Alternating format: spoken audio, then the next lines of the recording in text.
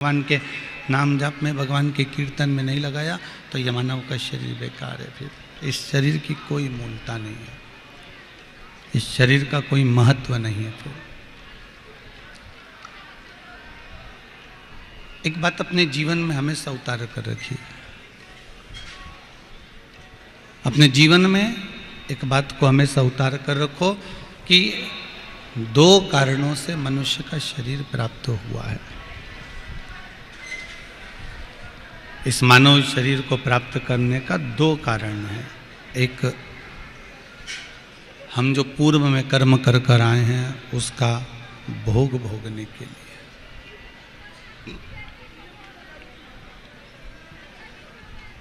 पूर्व का जो हमने कर्म किया है उस कर्म का भोग भोगने के लिए ये मानव का शरीर मिला है। और दूसरा, मानव का शरीर मिला है भगवान का भजन करने के लिए। भजन करते करते हमें कर्म का भोग भोगना है।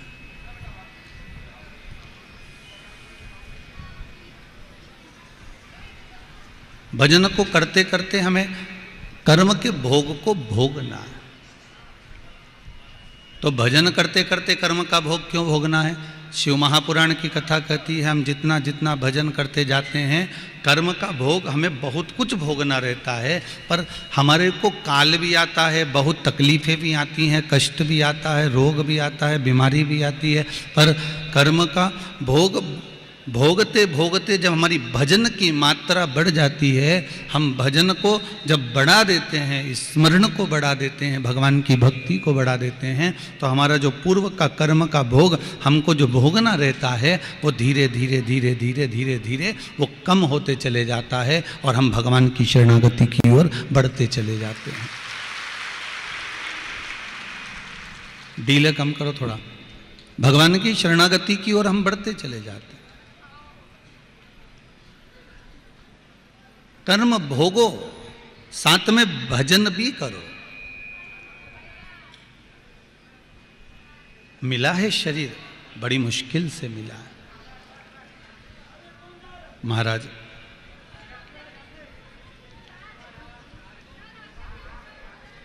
कल तक अपन ने परम भगवदीय वैष्णव मां वृंदा का चरित्र श्रवण करा था। एक परम भगवदीय वैष्णव और हुए जो भगवान नारायण के भी भगत थे और शिव के भी भगत थे। भगवान शंकर की भी भक्ति उन्होंने करी है।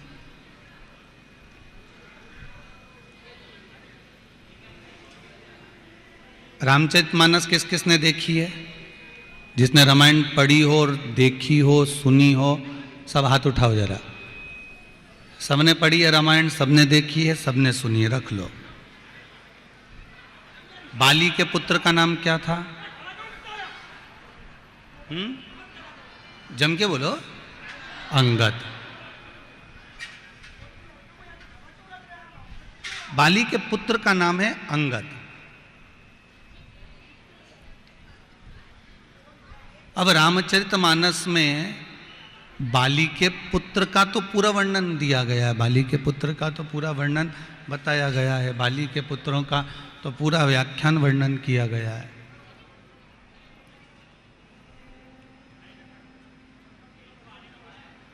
पर जो भक्ति का रसिक था, जो भक्ति का बलवान था, वो था सुग्रीव का बेटा। किसका बेटा था वो? सुग्रीव का बेटा।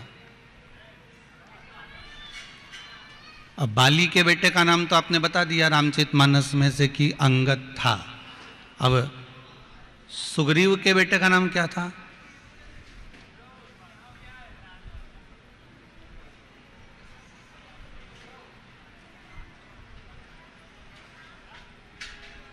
बहुत बहुत ध्यान देने वाली कथा है, जरा ध्यान दोगे तो खरगोन के इस पावन धरा पर तारा ब्रज तारा जो कॉलोनी है, इसके जो पावन भूमि पर, इसकी पावन धरा पर अपन जो कथा सुन रहे हैं, उस कथा का रस तत्व ग्रहण कर रहे हैं, तो उस तत्व को सुनने में आपको सुख का, आनंद का अनुभूति भी होगी और रस तत्व भी प्राप्त होगा आपको।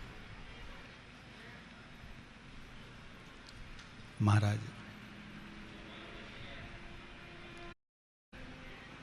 घर में 4 बेटे हैं आपके, 3-4 पुत्र हैं, भगवान भरोसे है। आज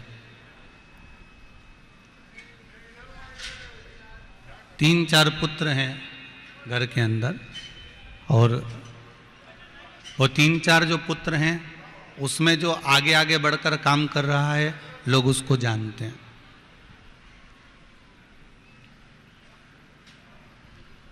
जो राजनीति में काम कर रहा है, लोग उसको जानते हैं। जो व्यापार कर रहा है, लोग उसको जानते हैं। पर घर में एक पुत्र ऐसा भी होता है, घर में कोई व्यक्ति एक ऐसा भी होता है जो भगवान की भक्ति में लगा रहता है, भजन में लगा रहता है, और लोग उसको मक्कार समझते हैं। इसके पास कोई काम नहीं है, ये गया और सुंदरकांड में जाकर बैठ गया, ये गया रामायण में जाकर बैठ गया, ये गया कीर्तन में जाकर बैठ गया, ये गया स्मरण में जाकर बैठ गया, ये गया पाठ में जाकर बैठ गया, ये गया स्मरण में जाकर बैठ गया।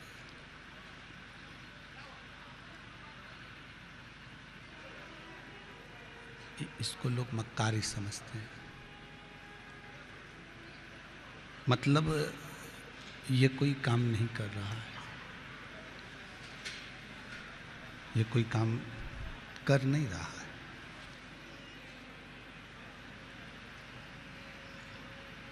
जो आगे बढ़कर कर रहा है उसको पहचानते हैं, जो राजनीति में कर रहा है उसको पहचानते हैं, जो व्यापार कर रहा है उसको जानते हैं। पर जो भगवान की भक्ति में, भगवान के स्मरण में, भगवान के कीर्तन में जो डूब रहा है, लोग उसको समझते हैं कि एकदम फ्री है, ये किसी काम का नहीं है, ये किसी कर्म का नहीं है। महाराज इसका कोई कर्म है ही नहीं। रामचरितमानस में जिस अंगद ने जाकर लंका में पांव जमाया, जिस अंगद ने जाकर लंका में अपना चरण दबाया, लंका में जाकर जिसने उपद्रव मचाया, उसको तो सब जानते हैं। पर एक परम भगवदीय वैष्णव और था जो युद्ध नहीं चाहता था।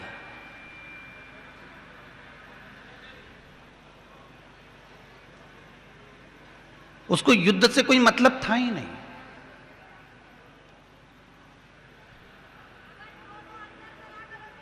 उसको युद्ध से कोई मतलब नहीं है। उसको तो केवल एक चीज से मतलब है कि कैसे भी राम की भक्ति, भगवान की भक्ति, शिव की भक्ति प्राप्त हो जाए।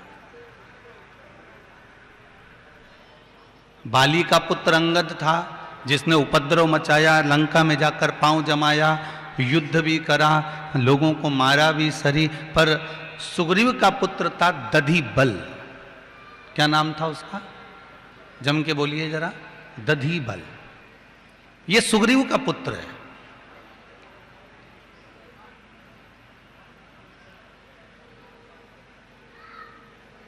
अब राम जी की सेना में इतने सारे थे, परंतु उन सभी के सामने परम भगवदीय वैष्णव का नाम नहीं लिखा गया, पर दधिबल के सामने परम भगवदीय वैष्णव लिखा गया। सुग्रीव के बेटे के सामने, दधिबल के सामने परम भगवदीय वैष्णव लिखा गया।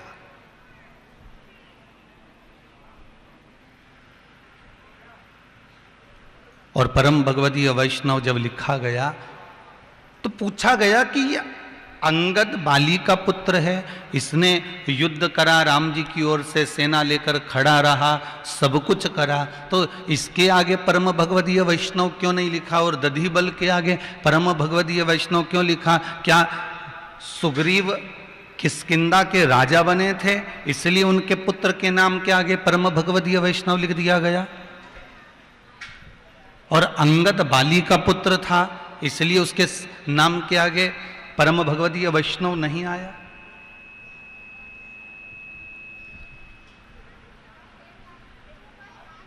वैष्णव के 26 लक्षण हैं।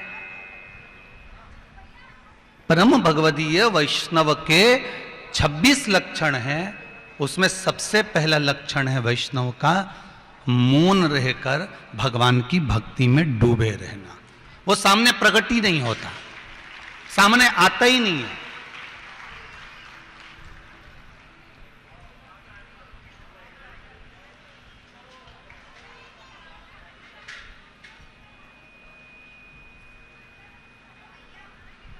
प्रेम का सबसे बड़ा कपट क्या है? आप लोग उत्तर दें जरा, खरगोन वालों जरा बड़े प्रेम से उत्तर दीजिए कि प्रेम का सबसे बड़ा कपट क्या है?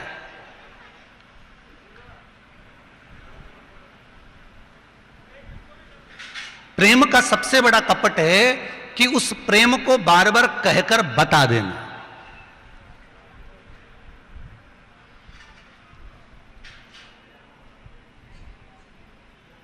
प्रेम का सबसे बड़ा कपट है कि नयनों में जो अश्रु प्रेम के भरे हुए हैं, वो प्रेम के अश्रु नयन में भरे रहने दो।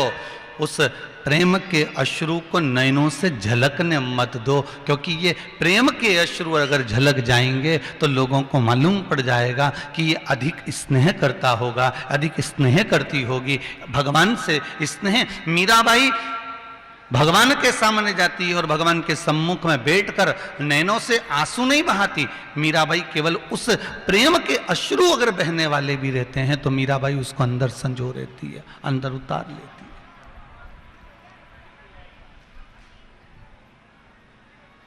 प्रेम का कपट यही है कि हम प्रेम को सम्मुख में प्रकट कर दें। और वैष्णवों के 26 लक्षण में से सबसे पहला लक्षण है कि शांत रहना, मौन रहना और भगवान की भक्ति में डूबे रहना। ये वैष्णव का सबसे बड़ा लक्षण है। 26 लक्षण है वैष्णवों के। उन 26 लक्षणों में से परम भगवदीय वैष्णव के 26 लक्षण में से एक लक्षण है शांत रहकर भगवान की भक्ति में डूबे रहना। किसी से कोई बात नहीं, किसी से कोई चित्त नहीं, जो बोल दिया ठीक है। जैसे श्रीमद् भागवत में आता है जड़ भरत का चरित्र। बड़े भाई ने कहा जाओ खेत पे से चिड़िया उड़ाओ, चिड़िया उड़ाने गया। चिड़िया उड़ाते उड़ाते उसके मन में आ गया कि राम जी को खेत है, राम जी की चिड़िया है, कौन उड़ाए? तो उसने नहीं उड़ाया। घर आ गया, बड़े भाई ने लात मारकर निकाल दिया। लात मारकर निकाला, राजा राहुगण ने उसको पालकी में लगा लिया। पालकी उठाकर चला, सामने चीटा आ गया, चीटे को लांगा, लांगा तो राजा राहुगण पालकी से नीचे टपक गया। श्रीमद् भागवत में लिखा है राजा राहुगण नीचे गिर गया। अब जब राजा राहुगण पालकी से नीचे गिर गया, नीचे टपक गया, गिर गया, उसको क्रोध आ गया। तो जड़ भरत ने पूछ लिया कि आप कहाँ जा रहे हो? तो उसने कहा मैं अपने गुरु जी का दर्शन करने जा रहा हूँ। इतने में जड़ भरत ने ज्ञान की बात कह दी कि अगर गुरु का दर्शन करने जा रहे हो और पालकी में बैठकर जा रहे हो तो इसका कोई महत्व नहीं है। परमात्मा का दर्शन करने जाओ, गुरु के दरवाजे जाओ, तीर्थ जाओ या भगवान की चौखट पर जाओ, तो किसी की जान दुखा कर मत जाना, किसी को परेशान कर कर मत जाना। अपने शरीर से बने तब तीर्थ करने के लिए जाओ। आपको कथा में कहा था, इंदौर वाली कथा अगर आप लोगों ने टीवी पर सुनी होगी तो उसमें कहा था कि जब तक आपका शरीर चले और जब तक आपके घर में चले तब तक सारे दान पुण्य धर्म कर लो। जब तक आपका शरीर चले, जब तक तीर्थ कर लो, भजन कर लो, दान कर लो, पुण्य कर लो, सत्कर्म कर लो। और जब तक तुम्हारे घर में चले तब तक तुम्हें जो करना है सब कर लो। भजन, दान, पुण्य, संकीर्तन, भजन, कीर्तन, भागवत, रामायण, गीता, शिव महापुराण, जब तक तुम्हारे घर में चले तब तक तुम बड़े प्रेम से कर लो, क्योंकि जिस दिन तुम्हारा शरीर चलना बंद हो जाएगा तो तीर्थ नहीं कर पाओगे, कथा में नहीं जा पाओगे, और जिस दिन तुम्हारे घर में चलना बंद हो जाएगी उस दिन तुम कभी भागवत रामायण गीता नहीं करवा पाओगे। उस दिन तुम केवल उनके अधीन हो जाओगे। जब वो बोलेंगे तब कुछ होगा। तुम भले मन में सोच के बैठो कि मुझे सत्यनारायण की कथा करवाना है, मुझे भजन करवाना है, मुझे ये करवाना है, ये अलग प्रसंग।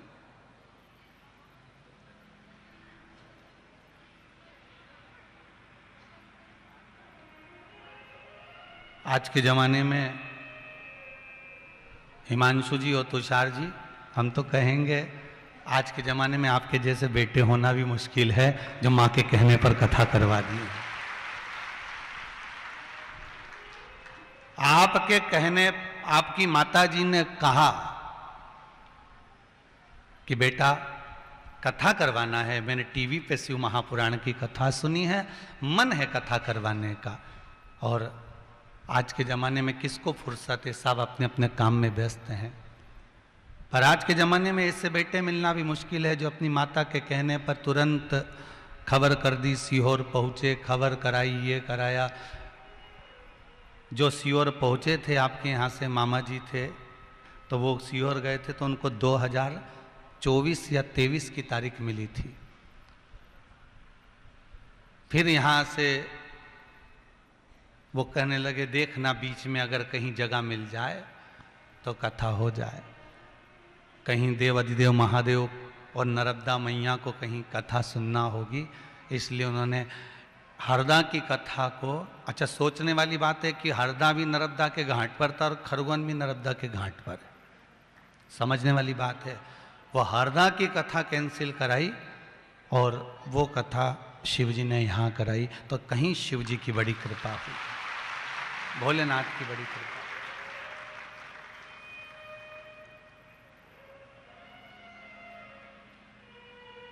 आठ दिन में हिमांशु जी, तुषार जी, पाठक परिवार और पूरे खरगोन को फिर कह रहा हूं, 8 दिन में इतनी व्यवस्था करना किसी अच्छे के बस की बात नहीं है दादा, बहुत मुश्किल है, बहुत मुश्किल। मुझे तो लगता है 2-4 दिन तो आपको ये ग्राउंड को कंप्लीट करने में लगा होगा। जो ये 10-12 एकड़ का जो ग्राउंड है इसको कंप्लीट करने में। अभी इंदौर में कथा हुई थी, वो 6 एकड़ की जगह में कथा हुई थी, और ये जो कथा हो रही है वो 12 एकड़ की जगह में हो रही है, तो भी जगह देखो तो पूरी की पूरी फुल है। अब जरा विचार करिए, इतना कंप्लीट करना, भूमि को कंप्लीट करना, फिर उसको कंप्लीट कर फिर डूम आदि टेंट आदि सारी व्यवस्थाएं जमाना, बिछात आदि सब व्यवस्थाएं करना, ये कोई दूसरा नहीं कर रहा था। कराने वाला शिवजी है, करने वाला शिवजी और सुनने वाला शिवजी है, किसी के बस की बात नहीं। बहुत मुश्किल है ऐसा।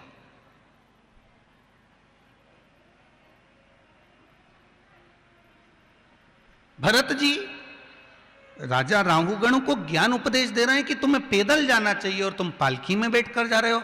अर्थात वही बात कर रही है कि शरीर चले तब तक तीर्थ कर लो, शरीर चले तब तक कथा में जाकर बैठ जाओ, और तुम्हारे घर में चले तब तक सारे दान पुण्य धर्म संकीर्तन सत्संग सब कर लो।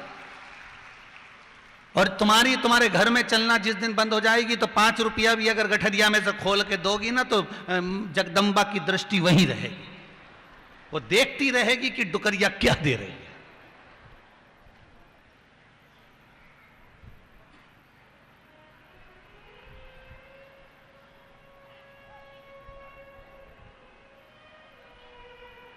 महाराज, जो भगवान की भक्ति में डूबा रहता है, जो भगवान के भजन में डूबा रहता है, जो भगवान के अविरल भक्ति में डूबा रहता है, जैसे भरत जी महाराज भगवान की भक्ति में डूब गए। उन्होंने कहा राम जी का खेत है, राम जी की चिड़िया। अब ये भगवान की भक्ति में ऐसे डूब गए कि बड़े भाई ने इनको मूर्ख समझा, पागल समझा, नाम रख दिया जड़ भरत। जड़ मतलब पागल, और भगवान की भक्ति में पागल होना प्रमोशन है और समझदार होना डिमोशन है। बहुत ध्यान देना महाराज, अगर पागल होना प्रमोशन है, समझदार होना डिमोशन है। अगर आप भगवान की भक्ति में पागल हुए हो, भगवान के भजन में पागल हुए हो, भगवान के स्मरण में पागल हुए हो, भगवान की भक्ति में अगर आप पागल हो गए हो, तो फिर ये आपका प्रमोशन है। वृंदावन में एक मंदिर है, पागल बाबा का मंदिर।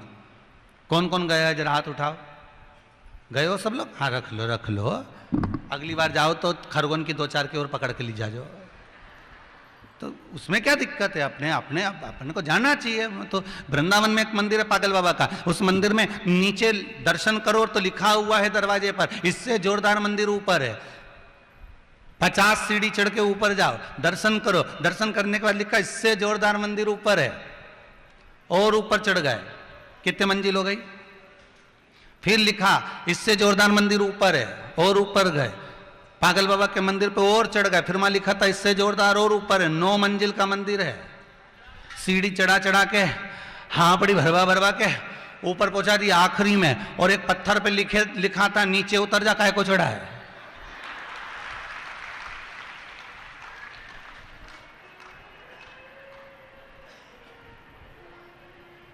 आखिरी में लिखा, जब इतनी ऊपर चढ़ा दिया, और जितने जाए नहीं तो वहीं बैठ के को से बताओ, आग लग जाए जा में,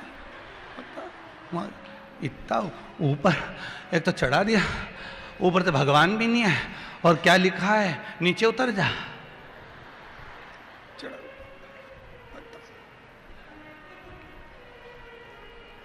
जब मंदिर का नाम ही है, जम के तो बोलो पागल बाबा का मंदिर, तो उतने में समझ जाना था कि ये ऊपर चढ़ा रहे हैं। इतना ऊपर चढ़ाया, इतना ऊपर चढ़ाया, बाद में कहा नीचे उतर जाओ। क्यों ऊपर चढ़े जा रहे हो? अर्थात वो पागल नहीं था, समझदार था।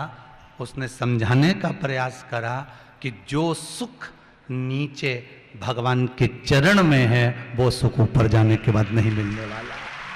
उसने समझा दिया। जो समझदार थे वो समझ गए कि चरणार विंद को पकड़ना है, हमें भगवान के चरणों को पकड़ना है। अगर भगवान के चरण, जैसे ब्रह्मा और विष्णु के बीच में बात हुई, और ब्रह्मा और विष्णु ने आपस में बात कर लिया कि शंकर जी के चरण कौन देखेगा और सिर कौन देखेगा, तो ब्रह्मा जी ने सिर देखना चाहा और भगवान विष्णु ने चरण देखना चाहा, क्योंकि भगवान विष्णु को यह मालूम था कि चरण मिल जाएंगे तो जिंदगी संवर जाएगी। पर चरण आज के जमाने में कौन पकड़ना चाहे?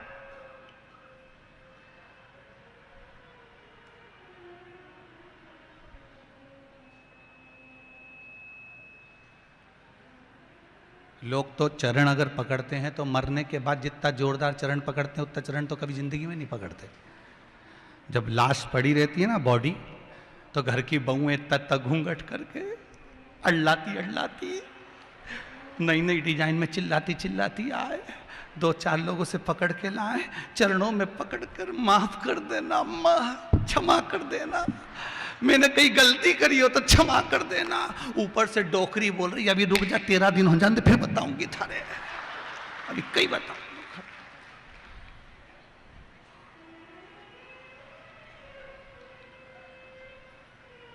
खूब सताया मारे। अब तो मेरी बारी आई। यमराज बोले चल, हरियो कमला, कहीं की कमला बैठी हो तो बुरा मत मान जो रही हो, चल। कमला के चल तो रही हूं, पर इन्हें मेरे को बहुत सताया। यमराज बोले चिंता मत कर, तुझे हफ्ते में 2-3 बार नीचे भेज देंगे, तू चल चल तू। तो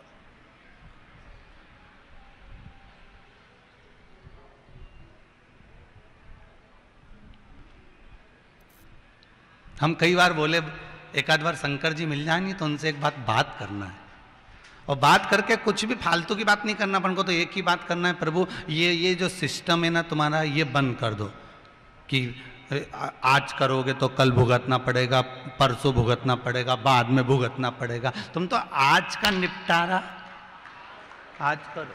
सीधी सीधी बात है। जो बहू अपने सास को परेशान करे, उसी सास से कह दो ने मरने के बाद इकी छाती पे चढ़े, निपटारा यूज हो जाए जरा सीधे। ये रात के समय फ्रिज में पानी पीने जाए, डोकरी फ्रिज पे चढ़ के बैठ जाए, बोल तो वो बापड़ी भगी, अब ठीक करूंगी, अभी नहीं करूंगी।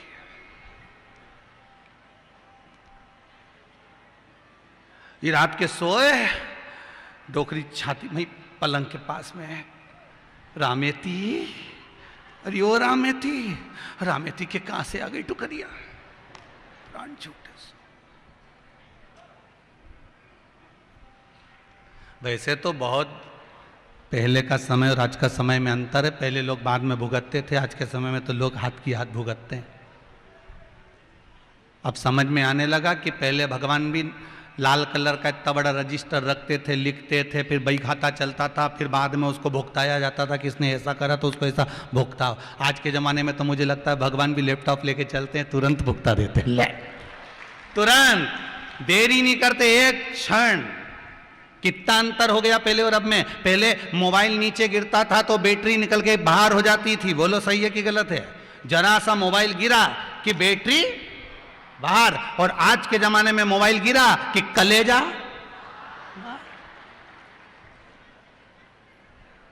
कितना अंतर आ गया, तुम देखो तो सही। जमाने में पहले मोबाइल गिरे ने बैटरी बाहर हो जाती थी, आज के जमाने में जरा सा मोबाइल गिर गया, बाप रे, देखना स्क्रीन तो नहीं गई, देख रहे, भगवान बचा लिया। छाती से ऐसा लगाया जैसे प्राण वापिस आ गए। अच्छा, और मोबाइल की तो चल जा, पर सेवफल कटा हुआ मोबाइल का तो और आफत। क्या बोलते हैं उसको? हाँ समझ जा, बस तुम समझ गए नहीं, उतना में तो मैं समझ गया, उतना में तो समझ गया। अब वह गिर जाए नहीं तो और आफत।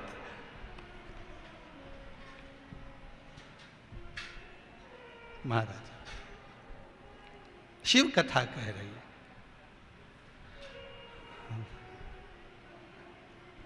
अगर बाली का पुत्र अंगद जितना बलशाली था, उतना बलशाली, उतना बलवान सुग्रीव का बेटा दधिबल भी था।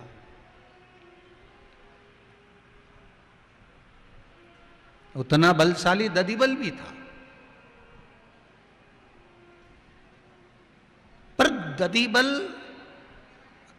परम भगवदीय वैष्णव था, इसलिए थोड़ा शांत था, थोड़ा मौन था, चुप था, वो बोलता नहीं था ज्यादा। वो भगवान की अविरल भक्ति में डूबा रहता था। शंभु शरणे पड़ी मांगू घड़ी रे घड़ी, दुख काट दया करी न दर्शन। दधिबल शांत रहकर भगवान के भजन में, भगवान के स्मरण में, भगवान की भक्ति में डूबा रहता।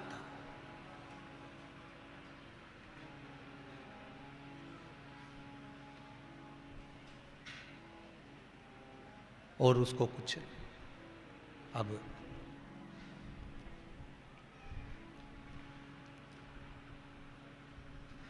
रावण की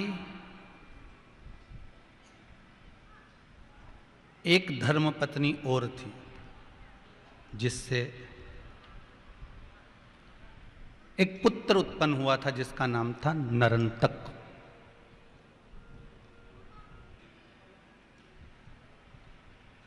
जैसे मेघनाद है, अक्षय है, जितने बलशाली ये थे उतना बलशाली नरंतक भी था।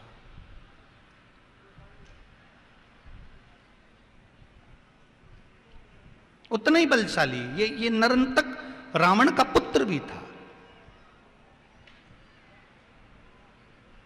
जैसे बानरों में बानर के पुत्र सुग्रीव के पुत्र दधिबल को लोगों ने कह दिया था ये किसी काम का नहीं है, ये तो भगवान के भजन में लगा रहता है, स्मरण में लगा रहता है, कीर्तन में लगा रहता है, मंत्र जाप में लगा रहता है, ये किसी काम का नहीं। इसको लोग पूछते नहीं थे। होता है ऐसा, आपके साथ भी होता होगा, जो ज्यादा भजन में लगा रहता है, कीर्तन में लगा रहता है, स्मरण में लगा रहता है, नाम जाप में लगा रहता है, लोग उसको ऐसे हल्का समझते हैं। हो जाता है।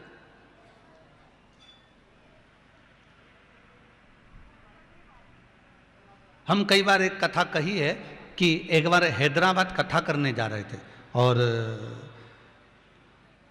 शमशेरगंज गौशाला में कथा थी हैदराबाद के, और ट्रेन से जा रहे थे तो नागपुर से कुछ लड़के लड़कियां ट्रेन में चढ़ गए।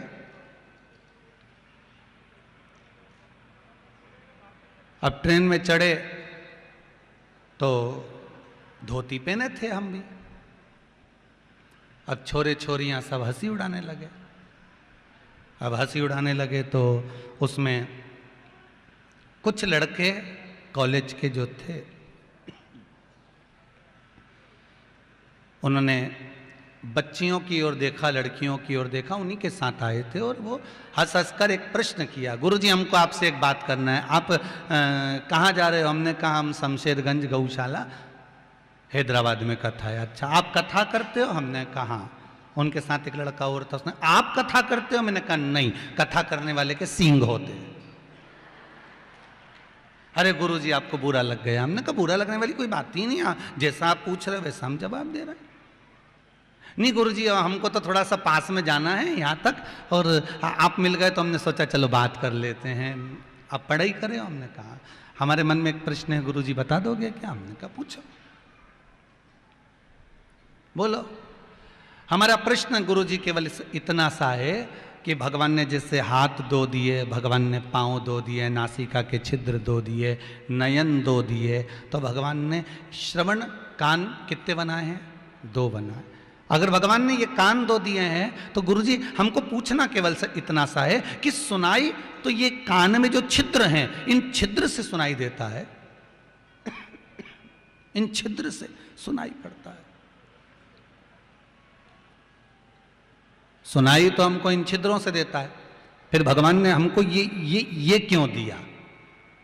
तो हमने कहा इतनी सी बात है, ये तो तुम्हारे कॉलेज के प्रोफेसर से पूछ लेते, प्रोफेसर बता देता कि भगवान ने आपको ये क्यों दिया। नहीं गुरुजी आप बताओ कि अगर सुनाई ये कानों के छिद्र से देता है तो भगवान ने ये क्यों दिया? हमने कहा तुम्हारे प्रोफेसर से पूछो ना, तुम्हारे टीचर से पूछो, या फिर तुम्हारे घर में मम्मी पापा उनसे पूछो। नहीं गुरुजी आप बताओ। हमने कहा देखो भैया, भगवान का एक नाम चतुर नारायण है, और भगवान का नाम चतुर नारायण है तो भगवान को मालूम था कि जब तेरा बुढ़ापा आएगा तो चश्मे का स्टैंड कहाँ से लाएगा, इसलिए भगवान ने तेरे को देकर पैदा कर दिया। भगवान ने कहा ये चश्मे को यहाँ रख लेना, अब रोज रोज बांधेगा छोड़ेगा, फिर बांधेगा फिर छोड़ेगा, अच्छा थोड़ी ना लगे। तो भगवान भी कहेगा तेरा टाइम बर्बाद होगा तो चश्मे की यहाँ टिका के धर लीजिए, इसलिए भगवान ने तेरे को दे के भेजा। इतने में वो सब आपस में बोले गुरुजी जय श्री कृष्ण। हमने कहा हैदराबाद आना कथा सुन। इतना में छोरा हुन बोले अब तो हमने सुन ली, अब हम कभी नहीं सुने दादा, बहुत बहुत उत्तम। जो सरल होता है, एकदम जो सहज होता है, उसको लोग मूर्ख समझते हैं, पागल समझते हैं।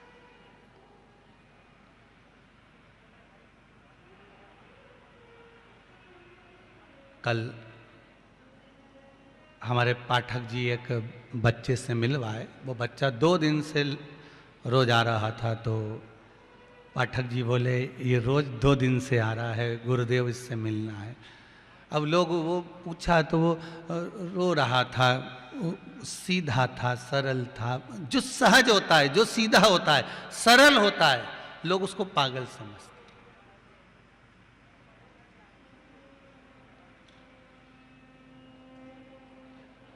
और इस कली काल में, इस कलयुग में थोड़ा सा तो टेढ़ा होना जरूरी है। इस घर में भी जो कील देखिए जो ठोकते हैं, वो कील जो सीधी होती है ना उसको कोई भी ठोक देता है, और जो कील टेढ़ी होती है ना वो ठुकती नहीं है, उसको फेंक दिया जाता है। इसलिए निवेदन है कली काल में थोड़े से टेढ़ा होना भी जरूरी, नहीं तो कहीं का भी ठोक के चले जाएगा।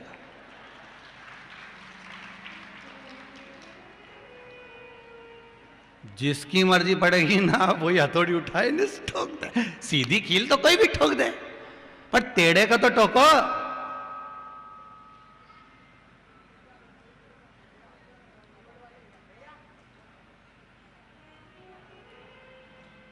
भजन चित्त स्मरण नाम मंत्र कीर्तन जपो। दधिबल भजन कर रहा है और एक रावण का पुत्र है नरंतक, वो भी भजन कर रहा है। मेघनाथ, अक्षय, रावण, विभीषण जितने भी इन राक्षसों के घर के थे, उन्होंने इनको गिना नहीं, इसको बालक को गिना नहीं, क्योंकि ये किसी काम का नहीं, भगवान के वजन में लगा रहता है। ये युद्ध क्या करेगा, ये आक्रमण क्या करेगा, ये युद्ध में वीर नहीं हो सकता, ये प्रबल नहीं हो सकता, इसको कोई गिनता ही नहीं था।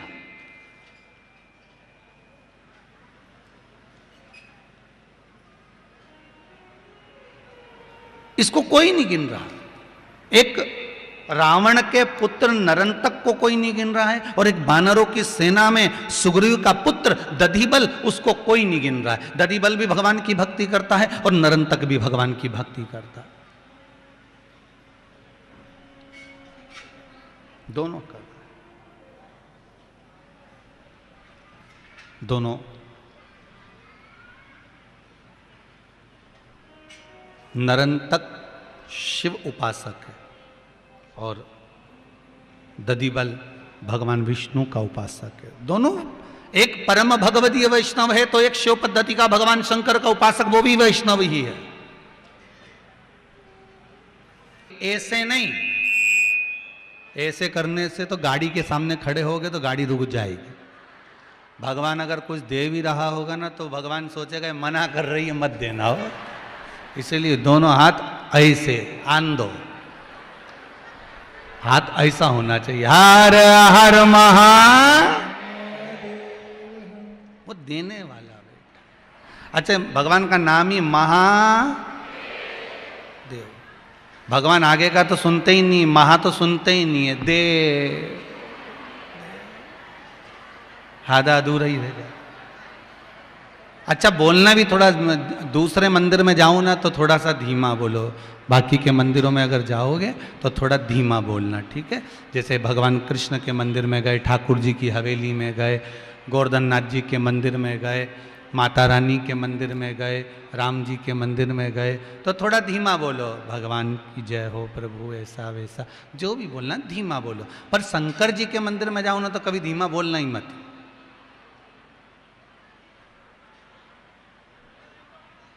ओमकारेश्वर गए हो? सब गए हो ओमकारेश्वर?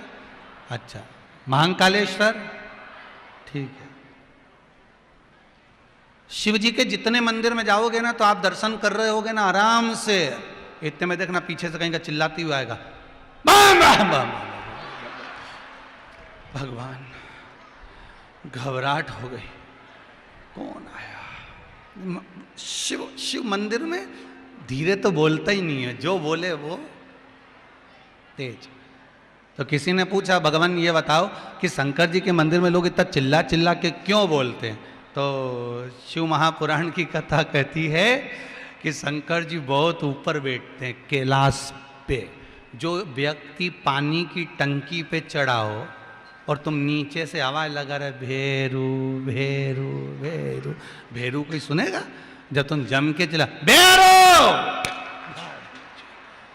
फिर वो सुन लेगा, आवाज लगाएगा क्या हुआ। फिर तुम क्या, नल नहीं आए तो कुछ सुने? जब जम के चिल्ला के बोलो तो सुने। उसी तरह भगवान बहुत ऊंचा बैठता है कैलाश पर। जब तुम दोनों हाथ उठाकर जम के बोलते हार हार, जितने टीवी पर कथा सुन रहे हो आस्था चैनल पर, और जितने मोबाइल पर सुन रहे हो, जितने फेसबुक यूट्यूब पर सुन रहे हो, 2 मिनट मोबाइल नीचे रख के तुम भी हाथ उठाकर बोल लो, और जितने टीवी के सामने बैठे वो भी हाथ उठाकर हार हार महा। भगवान शिव ओघड़दानी, वो सुनता है, तुम जहां बैठकर बोलोगे वो सुनेगा।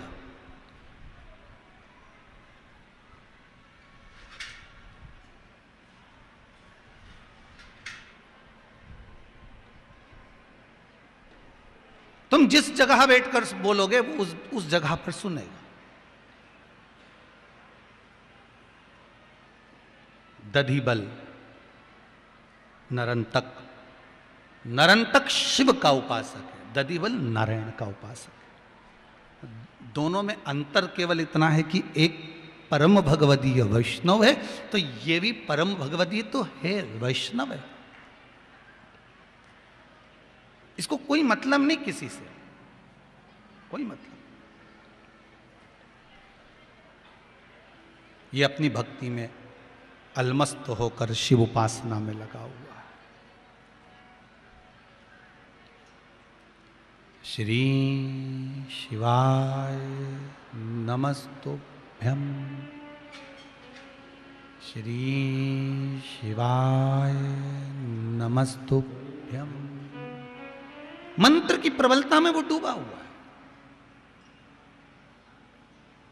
अब जो युद्ध के मैदान में युद्ध लड़ रहे हैं उनका बल, और जो भगवान की भक्ति में डूबा है उसका बल, दोनों में बलवान कौन होगा? लगता जरूर है कि ये किसी काम का नहीं है, पर इसका बल भजन का जो होता है, मंत्र का जो होता है, साधना का जो होता है, वो बड़ा प्रबल होता है। मंत्र के बल, जैसे ज़्यादा पत्र तो नहीं पढ़े हैं, बहुत सारे रखे हैं, पढ़ेंगे।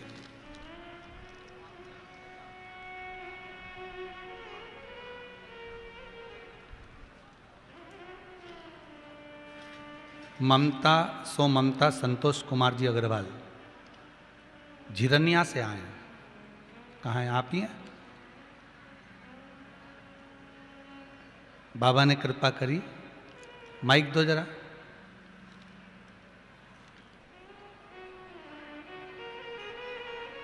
आपने लिखा है, गुरुदेव श्री शिवाय नमस्तुभ्यम, मेरी बेटी जॉब के लिए बहुत परेशान हो रही थी, जॉब नहीं लग रही थी। हमने नहीं चलेगा माइक, कोई बात नहीं, बैठ जाओ। हमने बहुत प्रयास करा पर जॉब नहीं लगी। आखिरी में टीवी पर शिव महापुराण की कथा श्रवण करी, और कथा सुनने के बाद एक गंगा जल वाला जो उपाय बताया था वो करा। उसके बाद मेरी बेटी की जॉब एक अच्छी कंपनी में लग गई है। ये पत्र है। बाबा की कृपा, आपको बहुत बहुत बधाई। बाबा करुणा करें। युद्ध के मैदान में लड़ना एक अलग बात है, उसकी वीरता में रहना एक अलग बात है। पर शिव महापुराण की कथा कर रही है कि भगवान की अविरल भक्ति में लगे रहकर जो प्रेम, जो बल मंत्र का है, जो बल भगवान की विद्या का है, जो बल भगवान के भजन का है, उसे प्राप्त करना एक अलग बात है। एक प्रश्न और बहुत जोरदार है। वैसे तो पत्र सभी सुंदर है महाराज।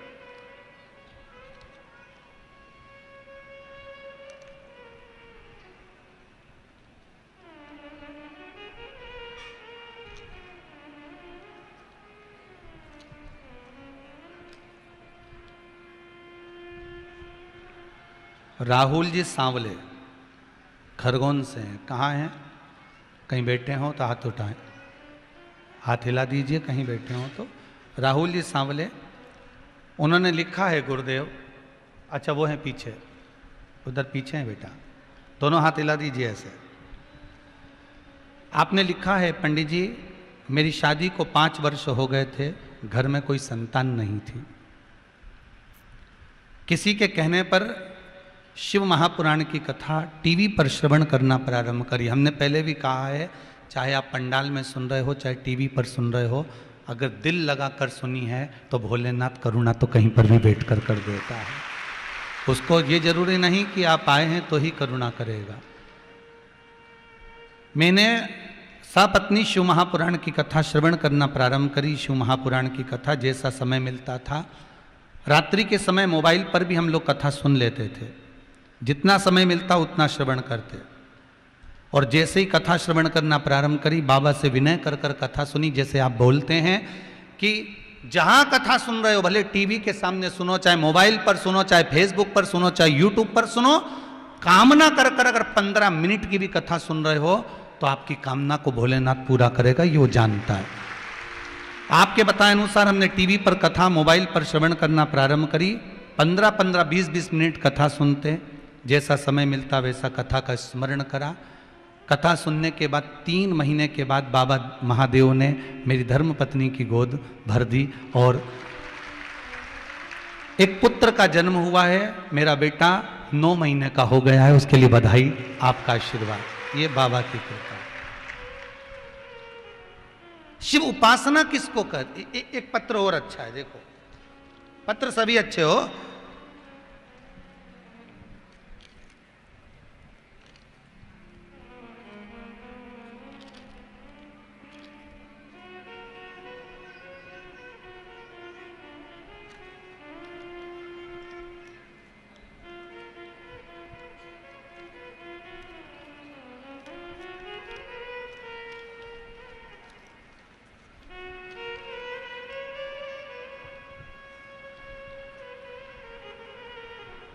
श्रीमती गंगा डालूराम जी पाटीदार खरगोन से हैं। कहाँ बैठे हैं, जरा हाथ हिलाएंगे? आप हैं? एक बार दोनों हाथ हिला दीजिए। बहुत बहुत साधुवादता। आपने लिखा है, गुरुदेव छोटे मोटे काम तो मेरे महादेव, जब से मैं कथा सुन रही हूँ तब से देवाधिदेव महादेव की इतनी कृपा है कि टीवी के सामने बैठकर कथा सुनते मैं जो कामना करती हूँ बाबा देवाधिदेव महादेव मेरी कामना पूर्ण कर देते हैं। ये महादेव की कृपा है। पर बाबा ने एक काम इतना बड़ा कर दिया कि मैं बाबा का एहसान कभी जिंदगी भर नहीं भूल पाऊंगी। भगवान एक काली मिर्च वाला उपाय जो आपने प्रथम में बताया हुआ है वो मैंने अपने बेटे से करवाया और सीए की पढ़ाई कर रहा था। उसको भी लग रहा था कि निकलना बड़ा मुश्किल है, पर वो काली मिर्च वाला उपाय जो आपने बोला था वो मैंने करवाया। मेरा बेटा 21 वर्ष की आयु में बाबा देवाधिदेव महादेव की कृपा से सीए बन गया है। ये बाबा की कृपा है।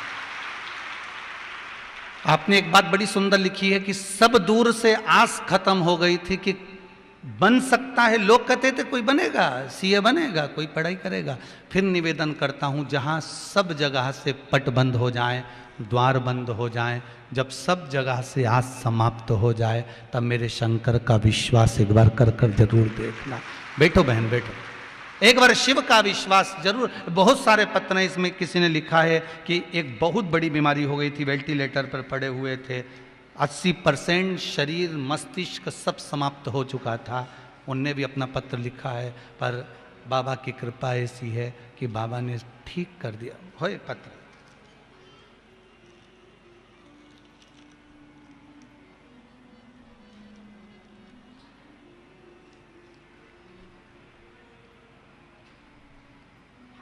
सुधा तिवारी, गोकुल धाम कॉलोनी, बिस्ताम रोड, खरगोन से हैं।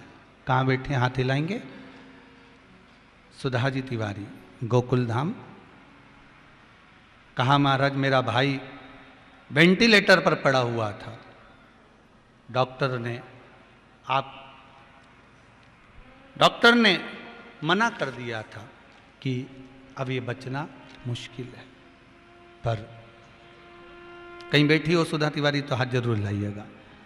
पर बाबा देवाधिदेव महादेव की कृपा ऐसी रही कि पशुपति व्रत करना प्रारंभ करा उसी समय, और पहला व्रत पूर्ण हुआ। और व्रत पूर्ण होने के 2 दिन बाद ही खबर आ गई कि तुम्हारा अब जो भाई की तबीयत है वो ठीक होना प्रारंभ हो गई है। ये शिव की कृपा।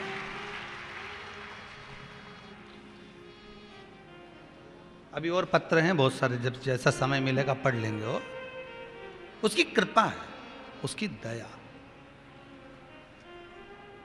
महाराज तेरे दरबार की बाबा निराली शान देखी, तेरे दरबार की बाबा निराली शान दे तुझे देते नहीं देखा पर झोली भरी दे।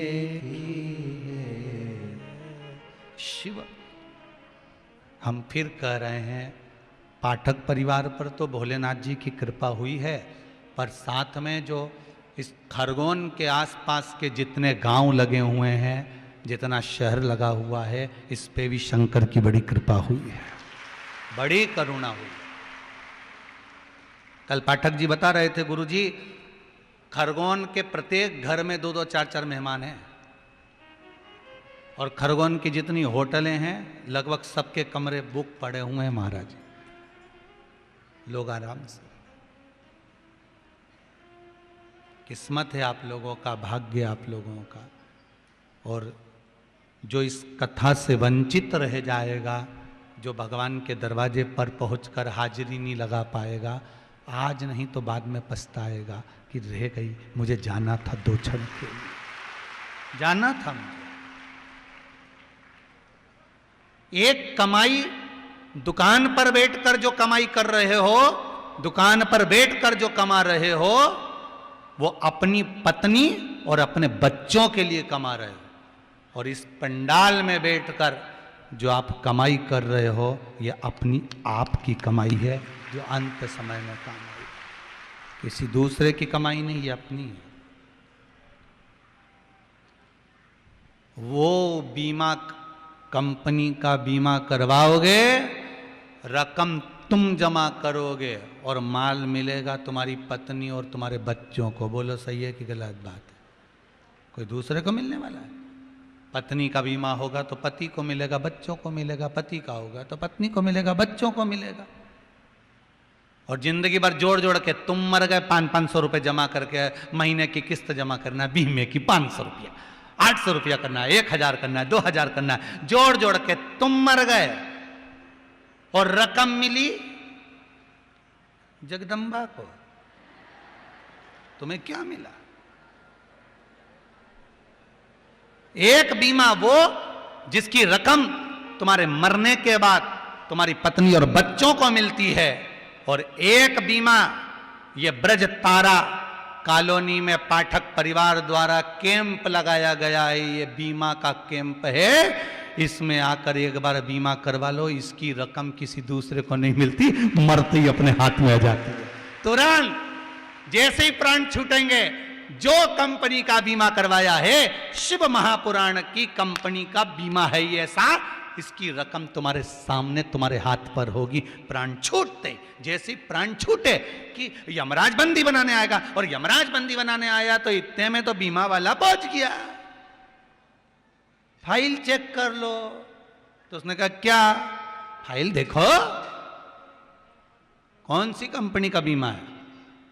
तब समझ में आएगा साहब ये तो शंकर जी की कंपनी का है, और ये वहाँ शिव पुराण में गई थी, और इसने वहीं पे फॉर्म भर दिया था, और जैसे ही वहाँ पहुँची और बैठते से इन्हें बीमा करवा लिया। अब क्या जाए, विचार करना। राजा श्वेत शंकर जी के मंदिर में बैठकर पूजन कर रहा था, अंतिम समय था, प्राण छूटने वाला था, यमराज बंदी बनाने आ गया। यमराज ने अपने दूतों को भेजा, जाओ बंदी बनाओ। इतने में तो चित्रगुप्त महाराज गए लेकर यमदूतों को, और ले जाकर छोड़ा नीचे। जैसे ही राजा श्वेत को प्राणों को खींचने लगे, इतनी देर में शंकर भगवान ने सारे यमदूतों को मारकर भगा दिया। सब लाल पीले होके ने, एक की आंख फूट गई, ने का मुंडा टूट गया, कहीं का दांत निकली गया, न कहीं का हाथ फूटी गया, ऐसा फूटा टूटा सब गया यमराज के पास। यमराज जी ने पूछा कि अरे ये तुम्हारा फर्नीचर किसने बिगाड़ा?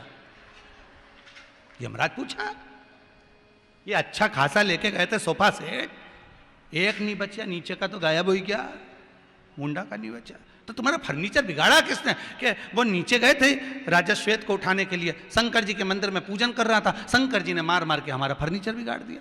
अच्छा, हाँ इतनी हिम्मत? हाँ। इतने में राजा तुरंत यमराज को गुस्सा आया, और यमराज खुद उसी समय पर पहुंच गया, और यमराज जाके राजा श्वेत को उठाने लगा। इतनी देर में तो शंकर जी प्रकट होकर यमराज को ही निपटा दिए। जा, अब आपने कभी सुना कि यमराज मरा? ये दुनिया को ना जाने कित्तों को मार दिया, पहली बार यही निपट गया। फिर वही वाली बात आ गई, जो हमसे टकराएगा, आगे तो बोलो, काय को मिट्टी में मिल जाएगा, सीधे ऊपर निकल जाएगा। सीधी सीधी बात बोलो, तुम तो मिट्टी में मिलना, अपन हिंदू होके नीचे मिलेगा। चल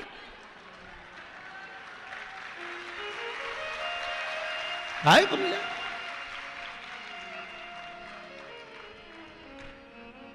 अब मर गया, यमराज मर गया।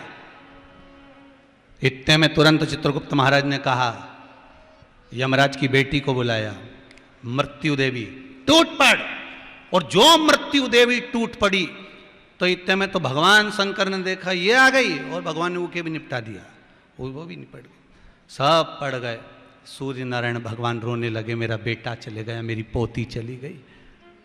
ब्रह्मदेव के पास में गए, भगवान विष्णु के पास में, ब्रह्मा जी के पास जाकर तुरंत सूर्य नारायण भगवान ने कहा, ये कैसी लीला है? आप ही ने तो निर्णय दिया था कि यमराज निर्णय लेगा, यमराज मारेगा, जिसको भी मारना यमराज निर्णय लेगा, किसकी मृत्यु यमराज लेने जाएगा। फिर यमराज को जब भेजा गया तो फिर शंकर भगवान ने क्यों मारा? इतने में ब्रह्मा जी बोले, भैया देखो, हम सबकी फाइल देख सकते पर शंकर जी की फाइल नहीं देख सकते, इनके बीच में हम कभी नहीं बोलेंगे। ब्रह्मा जी बोले, हम 4 बार इस्तीफा देने की सोच लिए, पर हमारा इस्तीफा भी कोई नहीं ले लिया, हमारी तो खुद नहीं चलती है, हमारी खुद नहीं चले तो हम क्या बोलें? तो ब्रह्मा जी बोले, हम नहीं बोलेंगे, भगवान विष्णु के पास जाओ। भगवान विष्णु ने सूर्य नारायण भगवान से कहा, क्या हुआ? मेरे बेटे को मार दिया, मेरी पोती को मार दिया। भगवान विष्णु तुरंत सूर्य नारायण भगवान के साथ में शंकर जी के पास पहुंचे, भोलेनाथ जी आपने क्यों मारा इनको? शंकर जी बोले, मेरे मंदिर में पूजन कर रहा था राजा श्वेत। तो भगवान विष्णु बोले, उसका अंतिम समय आ गया था। तो भगवान शंकर ने कहा, भले अंतिम समय आ गया था, थोड़ी देर रुक नहीं सकता था? जैसे ही मंदिर से निकलता निपटा देता, पर मंदिर के अंदर क्यों मारा? नहीं समझ में आया मेरे को, मैंने निपटा दिया। जा सूर्य नारायण भगवान से पूछा भगवान विष्णु ने, क्या चाहते हो? सूर्य नारायण भगवान बोले, हमारे बेटे को और पोती को जिंदा कर दो, बस और कुछ नहीं चाहिए। शंकर भगवान बोले, जिंदा नहीं करूंगा, मैं जीवित नहीं करूं। तो प्रभु करना तो पड़ेगा। इतने में शंकर भगवान ने कहा, एक शर्त पर जीवित करूंगा, अगर यमराज को जीवित होना और मृत्यु देवी को जीवित होना है तो शर्त एक रहेगी। क्या? जो भक्त मेरी आराधना कर रहा होगा, मुझे याद कर रहा होगा, यमराज उसको उठाएगा नहीं।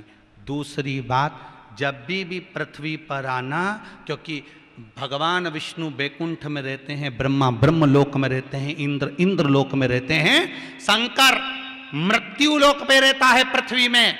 इसलिए पृथ्वी पर से किसी को भी उठाकर ले जाना तो मेरी आज्ञा पहले लेना, मैं बोलूं तो उठाना। इसलिए आज भी चतुर पंडित, कोई का एक्सीडेंट हो जाए, कोई का बीपी बढ़ जाए, कोई को अटैक आ जाए, तुरंत पंडित जी कहते हैं महामृत्युंजय का पाठ बिठाओ।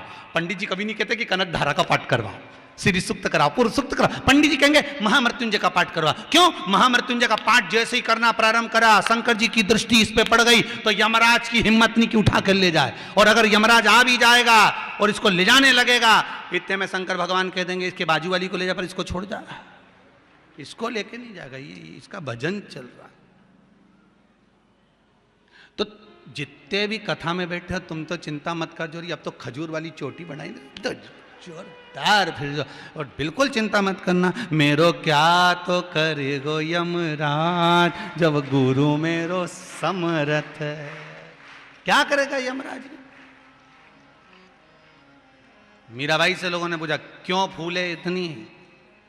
क्या तो मिला जो तू फूलों समा?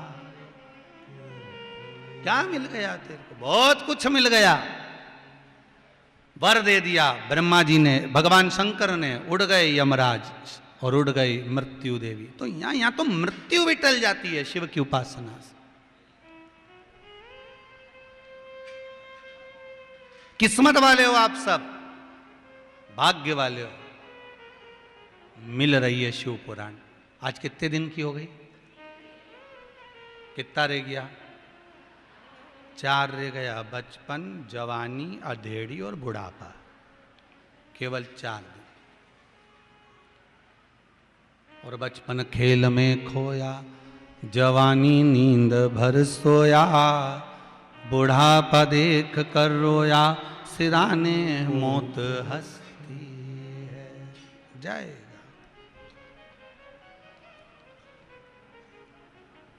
एक युद्ध के मैदान में लड़ने वाला है, एक युद्ध के मैदान में लड़ रहा है, और एक भगवान की भक्ति में पड़ा हुआ है। दोनों में प्रबल है जो भगवान की भक्ति में पड़ा है, वो प्रबल है जो भगवान के भजन में पड़ा हुआ है।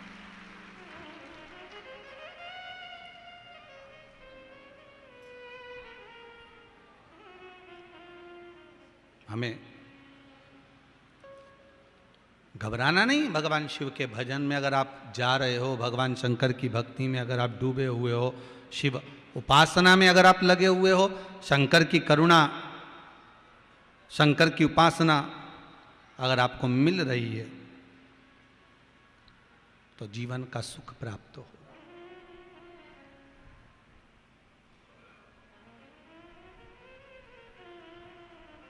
क्या मिलता है शिव पुराण से? तो कहा तेज और बल प्राप्त होता है भगवान के भजन का। एक बार हमने कथा में कह दिया कि भगवान की कथा सुनने से तेज मिलता है। तो एक व्यक्ति भगवान की कथा सुनने बैठ गया और पास में दर्पण लेके बैठ गया, कांच। थोड़ी देर कथा सुने, फिर कथा सुने, फिर मुंडा देखे।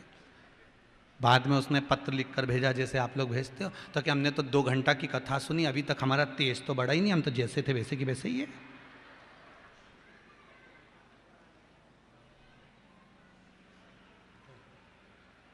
अरे भाई, भोजन करते से ही शरीर में खून आ जाता है क्या?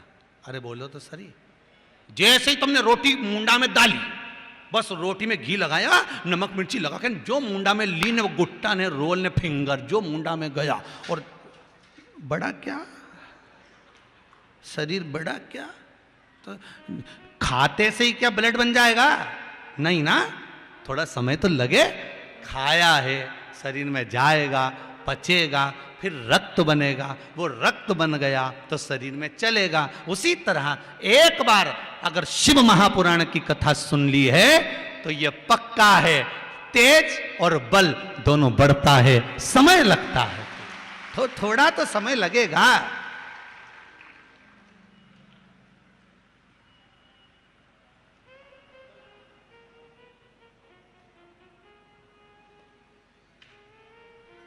थोड़ा थोड़ा समय तो लोगों ने बहुत बहुत डरा देते हैं लोग, मालूम, इतना डरा। मैं शुरू में जब वो वैक्सीन लग रही थी ना, तो लोगों ने इतना डरा दिया, ने तू इंजेक्शन लगवाएगी ना, थारा तो हाथ ही काम नहीं करेगा, नहीं यूंच पकड़ी ले राम, यूंच। लोग कितना डरा है। फिर कह दिया कि वैक्सीन लगवाओगे तो बुखार आ जाएगा, ने ये आ जाएगा, ने वो आ जाएगा। कहीं नहीं आए। लगवाई कि नहीं लगवाई तुम सबने? जम के तो बोलो। जीजी ने लगवा ली, वो हाथ उठाओ जरा।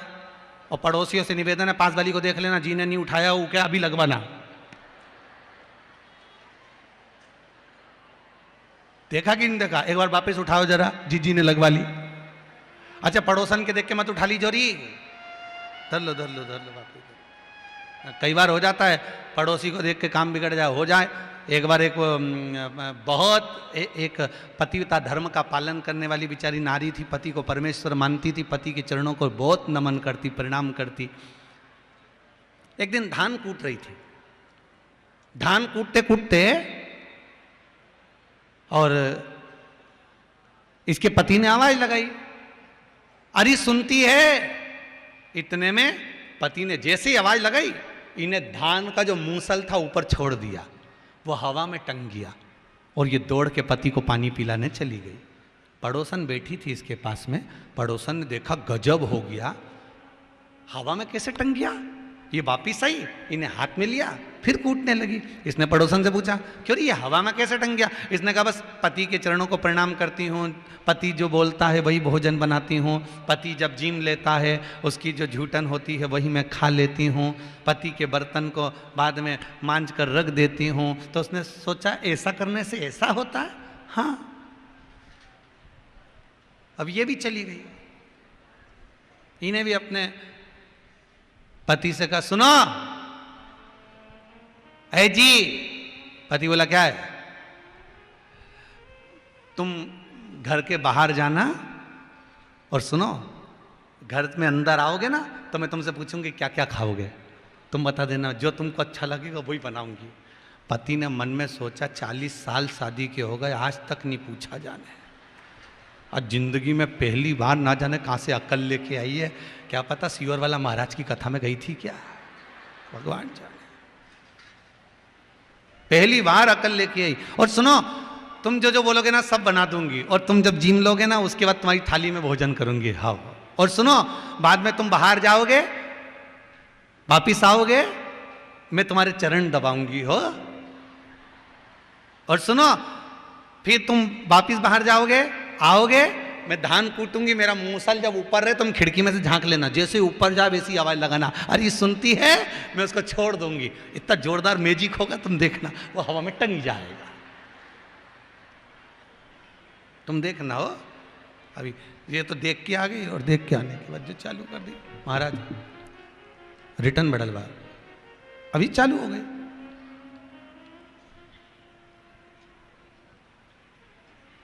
अब इसने पूछ लिया क्या क्या खाओगे, पति ने भी सोच लिया 40 साल में पहली बार पूछा है, तो अपन काय को छोड़े, इमरती, भजिया, पकोड़ा, गुलाब जामुन, और दही बड़ा, और पूड़ी, और सब्जी भिंडी की, और कद्दू की सब्जी, और आलू की सब्जी, और नमकीन पूड़ी ने, मेथी की पूड़ी ने, पराठा, सब बोल दिया। बोलते जा बोलते जा बोलते, इतने में तो इसको गुस्सा कि तुम्हारा बाप बनाएगा, लगे एक सीट से ये बना वो बना, मेरे को जो अच्छा लगेगा बनाऊंगी। चली गई धंधरा के अंदर, सब बनाया, थाली में रखा भी सरी, पर एक एक रखा, एक ही भजिया, एक पूड़ी, एक पराठा, एक दही बड़ा, एक आलू बड़ा, आलू की सब्जी का एक आलू, भिंडी की सब्जी की एक भिंडी, सब धर दो। और पति ने आज मन में सोचा भगवान तेरा भला करे, जिंदगी में पहली बार 40 साल में इतनी थाली लगी लगाई मिली है। और जो पति रोटी का टुकड़ा तोड़ के जैसे ही खाने पड़ा, ये बाजू में बैठ के बोले पूरा मत खा लेना, आधा खाना, आधा थाली में रख दो, मैं खाऊंगी, पूरा मत खाना। अब बेचारा जैसे मुंह में ले जाए, बस पूरा खा जाओगे क्या, रख दो। अच्छा, इतनी चतुरता तो होना चाहिए कि ज्यादा धर दे, झूठा छूट जाएगा तो खा लेना। उसने बोला था झूठा खाना, ये थोड़ी ना बोला था कि उसको मार मार के बचा लेना। अब इसने तो पूरी थाली वापिस खा खा के, खाया क्या, सूंघ गई होगा बेचारे ने, धर दिया। अब उसने खाया पिया, चलो अब तुम सो, मैं तुम्हारे चरण दबाऊंगी। तेम पति बोला रेन दे दादा, रेन दे, तू तो हमारा चरण मरण मत दबा। अब नहीं, मैं तो दबाऊंगी। अब वो चरण दबाना, कभी जिंदगी में दबाया हो तो दबाए, बस दमीचा मारे, दमीचा मारे। और दमीचा ऐसी ऐसी मारे। और नींद नहीं आ रही हो तो, आ भी रही हो तो चली जाए। जैसे माताओं की आदत रहती है ना, पहले के जमाने में छोटा सा बच्चा उठ जाता था तो माताएं लोरी गाकर सुलाती थी, सो जा भैया सो जा, लाल पलंग पे सो जा। पहले की माताएं लोरी गा के सुना। आज के जमाने में अगर बच्चा रात को जग जाए तब माताएं लोरी गाए, सो जा। इतने में वो तो नहीं सो, जो बाजू में सो रहा हो नहीं बहरू, वो ठीक जाए और उठते से बोले अरे वो चंद्र घंटा, ये तरफ पाँव पड़ू, सो जान दे, कल ऑफिस जाना है, तू सो जा, शांति। अब ये पाँव में दबा है। अब पति से बोले सो जाओ आंख बंद करके। अब पति भी मन में सोचे, बकरे को जब खूब अच्छे से खिलाया पिलाया जाता है, हलाल कर दिया जाता है, मालूम पड़े मैं आंख बंद करके सोऊं और ये फरसा ला के मेरा शीश नहीं काट दिया, इका कई भरोसा, ना जाने कहाँ से सीख किया ये। अब आंख बंद करो। पति ने बेचारे ने आंख बंद करी, पर मन नहीं मान रिया, तो एक खोल के देख, एक खोल के देख।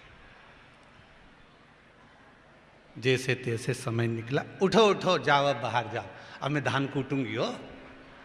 और जैसे तुम खिड़की में देख लेना, मूसल जैसे ऊपर जाएगी ऐसी जोरदार मैजिक होगी, हवा में तंग जाएगा मूसल हो। और जब जब जैसी मूसल ऊपर जाए वैसी तुम आवाज लगाना, अरे सुनती है, बस मैं आ जाऊंगी छोड़ के, तुम देखना हो। और जैसे ही इसका मूसल ऊपर गया और पति ने आवाज लगाया, अरे सुनती है। जैसे ही कहा सुनती है, इतने में इसने जो मूसल छोड़िया नी के करम पिपड़िया। और बापड़ी मुंह खुला के खुला। पति पूछे क्या हुआ? सब तुम्हारे कारण हुआ है। अब बता विचार, वो तो कुछ बोला ही नहीं था, बोले तो बात दूसरी। देखा देखी में काम बिगड़ जाता है। देखा देखी कभी नहीं करना जीवन में। भगवत स्मरण में लग जाओ। भगवत लोग डराएंगे, धमकाएंगे, लोग कहेंगे। कहां शिव महापुराण के चरित्र में पढ़े हो, कई लोगों ने खूब डराया आपको। अरे कई शंकर जी पे कई काली मिर्ची चढ़े, लोगों ने डराया, ये मत करो, वो मत करो। सियोर वाला महाराज तो सब पागल जैसा काम बताए, तो हम तो कहते हैं हम तो पगले। जितने कथा सुनने वाले और जितने शंकर की कथा करवाने वाले सब पागल। अकलवर तो वो हैं जो कथा में नहीं आते, वो सब अकल। अपन तो पगले। जो शंकर की भक्ति में डूब जाए, शंकर के स्मरण में डूब जाए, शंकर के अनुमोदन में डूब जाए, शिव उपासना में जो डूब गया, उसको किसी से मतलब नहीं होता। वो शंकर के भजन में डूबा है, उसकी भक्ति कर रहा है। शिव महापुराण की कथा कहती है कि अगर बेलपत्री भी नहीं है, 7 वृक्ष की पत्तियों को तोड़कर भी आप शंकर को चढ़ा रहे हो तो शंकर प्रसन्न है। शिव कभी आपसे नहीं आकर कहता कि मुझको इतना दूध चढ़ाना, इतना दही चढ़ाना। शंकर कभी आकर नहीं कहते कि आप मुझे 5 लीटर दूध चढ़ाओ, 3 लीटर दूध चढ़ाओ, मुझे दही चढ़ाओ, कि मुझे शहद चढ़ाओ, कि मुझे पंचामृत चढ़ाओ। शंकर कभी नहीं कहते कि तुम मुझे ये लाकर चढ़ाओ। शंकर तो ये कहते हैं एक बेलपत्रम, एक पुष्पम, एक लोटा जल मुझे समर्पित कर देना। ये भी नहीं हो तो 3 बार ताली बजा देना। ये भी नहीं हो तो मुख से बम बम बोले बोल देना। ये भी नहीं हो तो मेरे मंदिर के बाहर खड़े होकर मेरे मंदिर का शिखर का दर्शन कर लेना। उतने में भी मुझे सुख का भान हो जाएगा। और ये भी नहीं हो तो शंकर के 8 स्थान बताएं कि शंकर 8 स्थान पर मौजूद रहता है। पृथ्वी, आकाश, जल, अग्नि, सूर्य, चंद्र।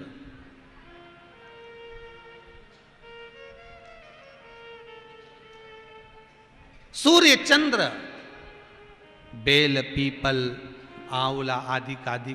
और साथ में कह दिया जो शंकर की भक्ति में लगा हो, जो शिव की उपासना में लगा हो, जो शंकर का स्मरण कर रहा हो, या जो भगवत भजन में डूबा, जो यजमान भगवान शंकर की भक्ति में डूबा हो, वो भी शंकर ही है, उसका भी स्मरण कर सकते। कितना सुंदर कहा है। शंकर जी के मंदिर से अगर कोई लौट के आ रहा हो तो उसका बस दर्शन ही कर लो, बहुत है। आपको लग जाएगा कि शिव मिल गए।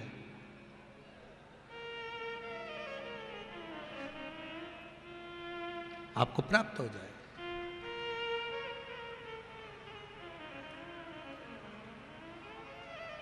सब रखा उसने। आप क्या कर रहे हैं, कितनी श्वासें ले रहे हैं, कितना कमा रहे हैं, कितना धन एकत्रित कर रहे हैं, कितना गंवा रहे हैं, आपके पास में हिसाब बाद में रहेगा। पहला हिसाब मेरे देवाधिदेव महादेव के पास में रहेगा कि कितनी श्वास इसने ली है, कितने श्वास में इसने भजन किया है, कितने श्वास में इसने मंत्र जाप किया है, ये उसके पास लिखा है। शिव महापुराण कह रही है महाराज, आपका विश्वास, आपकी दृढ़ता, आपका भरोसा, तो शिव क्यों ना मिलेगा। महाराज सुग्रीव का पुत्र दधिबल, रावण का पुत्र नरंतक, एक शिव उपासना में लगा हुआ है, एक नारायण की उपासना में लगा हुआ है। दोनों में भले युद्ध का बल है कि नहीं है ये तो नहीं, पर ये जरूर है कि भक्ति का जो बल है वो बड़ा प्रबल है। भक्ति का बल बड़ा, और भक्ति का बल कभी कम नहीं होता।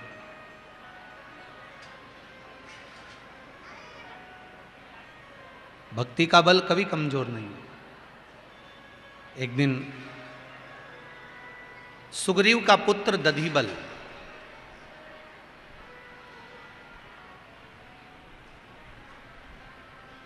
घूमते घूमते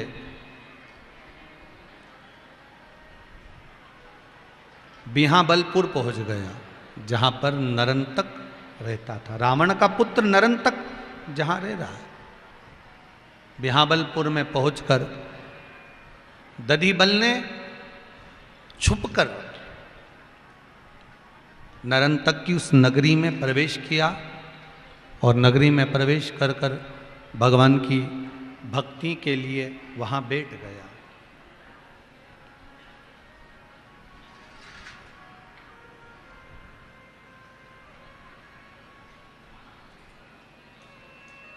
अब भगवान की भक्ति के लिए बैठ तो गया, एक जगह पर स्थिर भी हो गया, पर जब एक गुरु जी को मालूम पड़ा कि यहाँ जो नरंतक विद्या अध्ययन कर रहा है, भजन कर रहा है, स्मरण कर रहा है, वहीं पर ये दधिबल भी बैठा हुआ है और छुपकर बैठकर ये भी साधना कर रहा है। कथा शुरू हुई थी तब एक बात कही थी कि वैष्णवों के 26 गुण में से एक गुण है मौन रहकर, शांत रहकर भगवान की भक्ति को धारण करना। नगाड़ा पीट कर नहीं, ढोल बजाकर नहीं,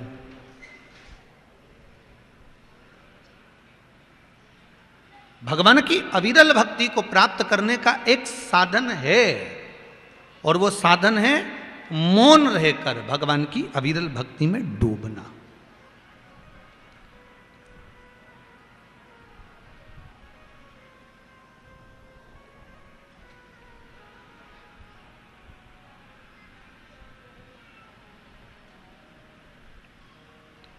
बहुत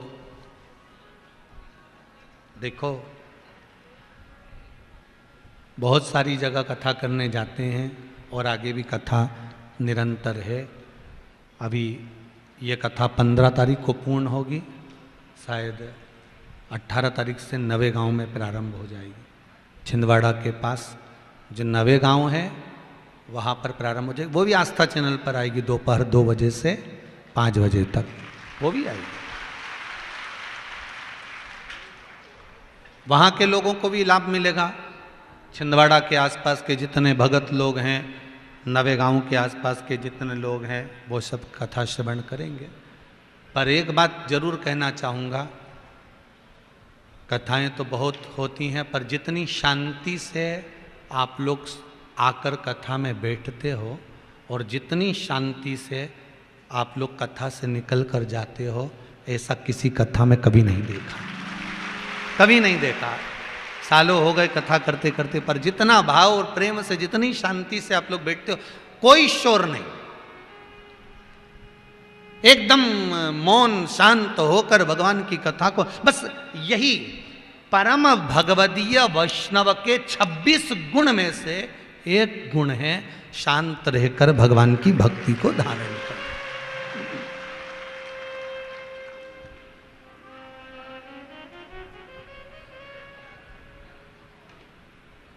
भगवान की भक्ति को धारण करें, उसके सिवा। और महाराज नारंतक की नगरी में प्रवेश कर गए दधिबल, और दधिबल ने जाकर जब कथा का रसस्वादन करा, थोड़ा बहुत भगवान की भक्ति को मौन होकर श्रवण किया, बल प्राप्त कर लिया भगवान की भक्ति का। दधिबल ने करा क्या था?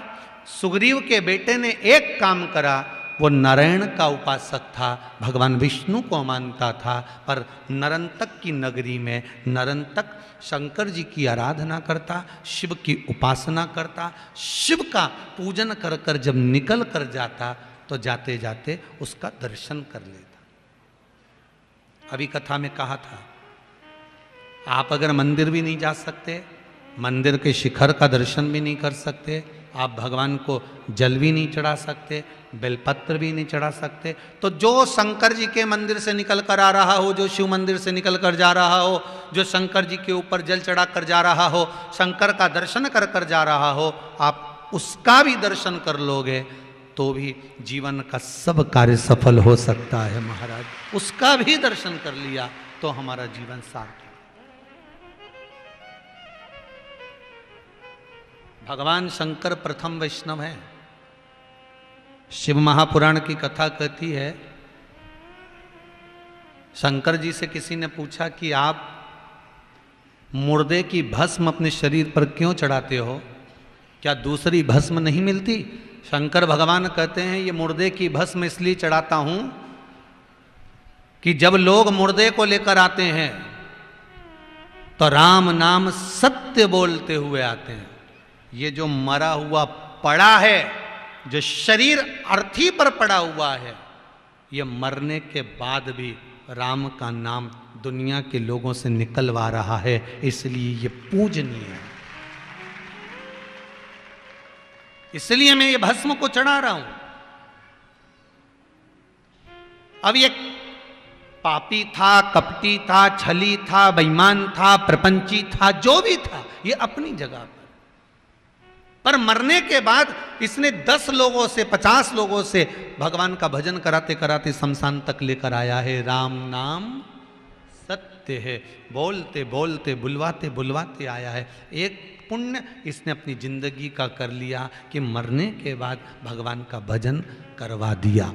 करा कि नहीं करा वो नहीं मालूम, पर लोगों से करवा दिया।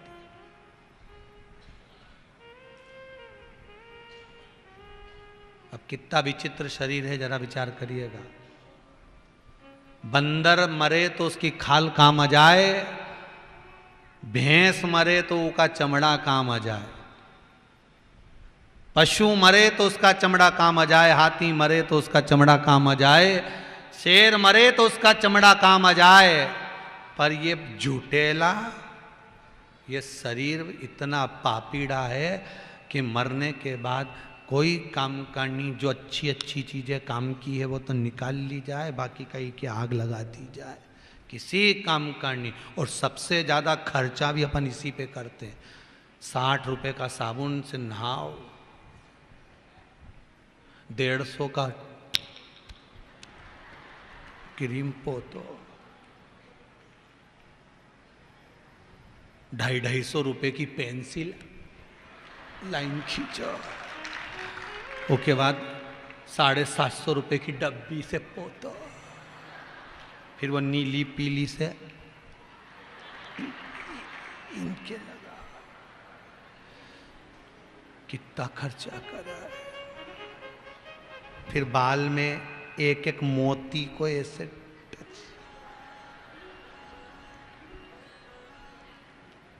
कितना खर्चा करा है शरीर पे। फिर वो साड़ी पटली, पति से बोली जरा नीचे से खींचना, बापड़ा उसके चरणों में बैठ के ऐसे खींच रहा जैसे लक्ष्मी जी के चरण।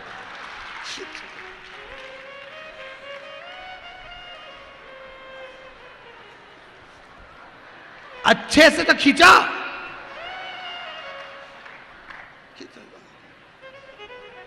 पीछे से देखो, पीछे से। और मेरी सैंडल उठा के लाओ, मैं ऊपर चढ़ के देख लूं नीचे। तो ये बापड़ा बेचारा सैंडल के ऐसे ला रहा जैसे भरत जी राम जी की खड़ाऊ ला रहा है। लादी पहन ले, ऊपर चढ़ के फिर अब देखो जरा नीचे है नहीं। हाँ, अब के माला कस दो, थोड़ी मारी गिरी जाएगी।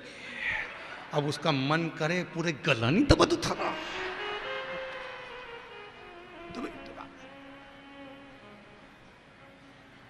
भगवान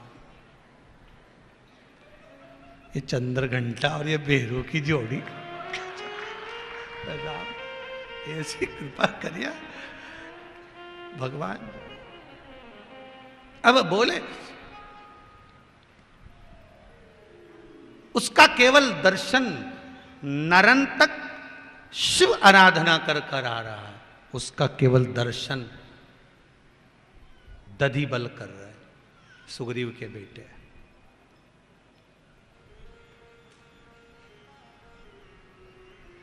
देखिए हम क्यों गुरु जी के चरण छूते हैं, हम क्यों माता पिता के चरण छूते हैं, हम क्यों विद्वान जन के चरण छूते हैं, किस लिए? क्या मिलता है चरण छूने से, क्या मिलता है कथा श्रवण करने से, क्या मिलता है भगवान के दरवाजे जाने से? कहा गुरुजन जो भगवान की भक्ति में, शिव उपासना में, शंकर की भक्ति में जो निरंतर डूबा रहता है, उसका मात्र मुख का दर्शन भी हो जाता है तो जीव की मनोकामना पूर्ण हो जाती है। ये दधिबल की कथा है, ये दधिबल। अभी एक माता ने बड़ा सुंदर भाव लिखा, देखिए।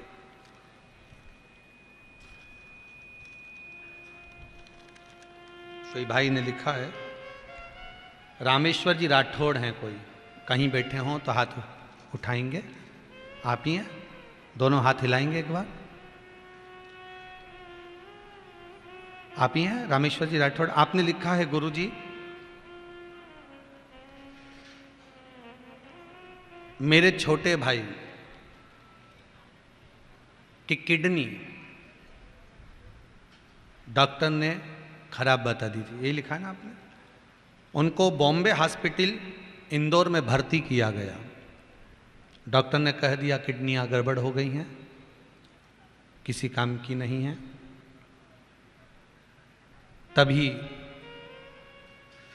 मेरे पुत्र ने टीवी के माध्यम से शिव महापुराण की कथा सुनी है, उसने एक उपाय निकाला और वो उपाय रुद्राक्ष के पानी का था, जिसको करना प्रारंभ करा तो बॉम्बे हॉस्पिटल के डॉक्टर भी आश्चर्य में है कि जो किडनियां डैमेज हो गई थी, बेकार हो गई थी, वो वापस काम करना कैसे प्रारंभ कर दी। बैठ जाइए, बैठिए। जो किडनियों ने काम करना बंद कर दिया था, जो डैमेज हो गई थी, पूर्ण तरह से जो खराब हो गई थी, तो वो किडनियां वापस कैसे काम कर रही हैं, ये बॉम्बे हॉस्पिटल के डॉक्टर भी आश्चर्य में पड़े हुए। महाराज, ये केवल आपका विश्वास, शिव की आराधना। लोग कहते हैं, कई लोग कहते हैं कि गुरुजी कथा में बताते हैं, उपाय बताते रहते हैं, टोटके बताते रहते हैं। ये टोटके नहीं है। जैसे कोरोना की बीमारी के लिए इंसुलिन, जब इंजेक्शन, वैक्सीन जरूरी है, उसी तरह यदि संसार में जन्म लिया है तो जीवन में दुख तकलीफ हर एक व्यक्ति को है। शिव महापुराण में वेद व्यास जी ने जो लिखा है उसको अमल करोगे तो ये वैक्सीन का काम कर जाएगी और आपकी जिंदगी संवर जाएगी। एक पत्र और बड़ा सुंदर आया है, उसको भी पढ़िए।